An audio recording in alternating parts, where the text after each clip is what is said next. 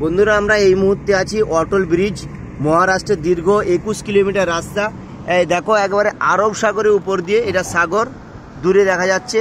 এই আরব সাগরের উপরেই কিন্তু অবস্থিত অটল ব্রিজ, দীর্ঘ 21 কিলোমিটার রাস্তা। সেই অটল ব্রিজের উপর দিয়েই আমরা যাচ্ছি। একবারে অপরূপ একটা দৃশ্য, জল আর জল, সমুদ্রের জল, চারিদিকে জল থই থই করছে এবং সামনে দীর্ঘ পথ 21 কিলোমিটার রাস্তা। রেস্কিউ স্টেশন, এখান থেকে কোনো কিছু রেস্কিউ করার জন্য সেই রেস্কিউ স্টেশন, এখানে নামা যাবে হালকা করে, এখানে নামা যাবে রেস্কিউ স্টেশন দেখাচ্ছি। Just like a wow, wow and wow, এত সুন্দর।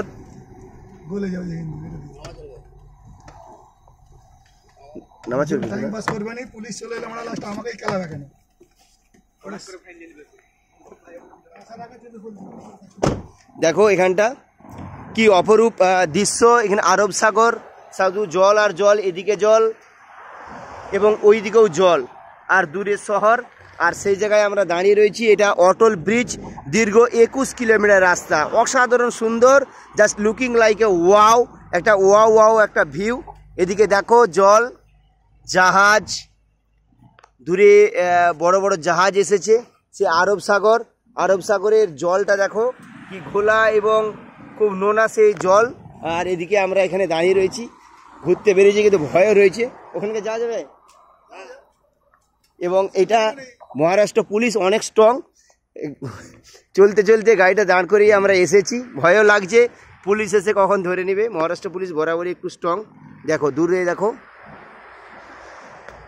জল আর জল, অথই সমুদ্রের মাঝেই এই ব্রিজ, অটল ব্রিজ, দীর্ঘ 21 কিলোমিটার। চলো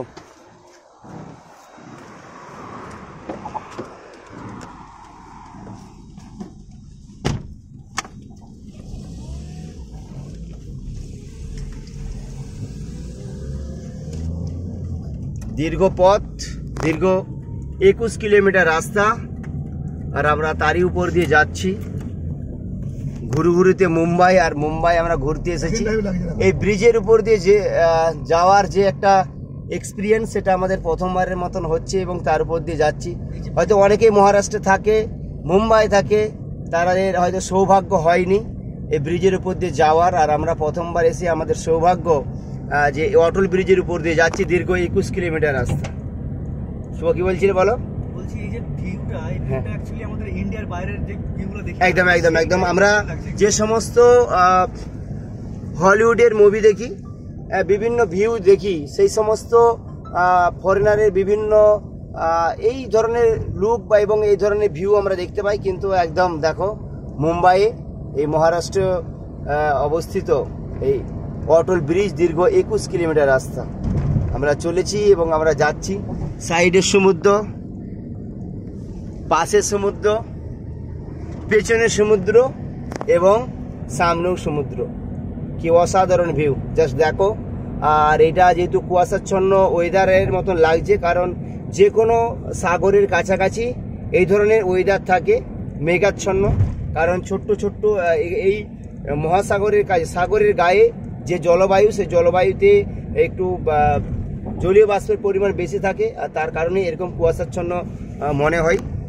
আর এইদিকে দেখো, ঠিক বহুবার সুন্দরবন গেছি, আর সুন্দরবন, এই সাগর আমার খুব ভালো লাগে।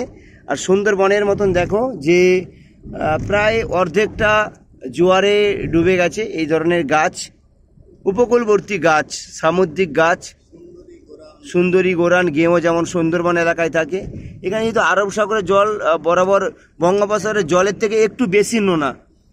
আরব সাগরের জল, অর্থাৎ আমাদের বাংলায় যে আরব সাগর রয়েছে দীঘা, সেই জল যতটা নোনা, আরব সাগরের জল তার থেকে আর একটু বেশি নোনা। যার কারণে বঙ্গোপসাগরে যে ধরনের মাছ পাওয়া যায়, আরব সাগরে সেই ধরনের মাছ পাওয়া যায় না। শর্টকাটে এক প্রান্ত, মহারাষ্ট্রের এক প্রান্ত থেকে অন্য প্রান্তে। আর এই মহারাষ্ট্র পুরোটাই এরকম দ্বীপের উপরে দাঁড়িয়ে রয়েছে। তো আমার মনে হয় এই গাছগুলো ওই ধরনেরই গাছ। চলো এবং দেখতে থাকো।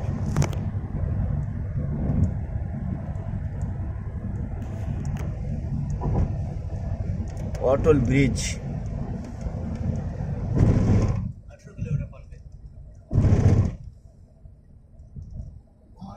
সিধা দেখাচ্ছে, তাই তো?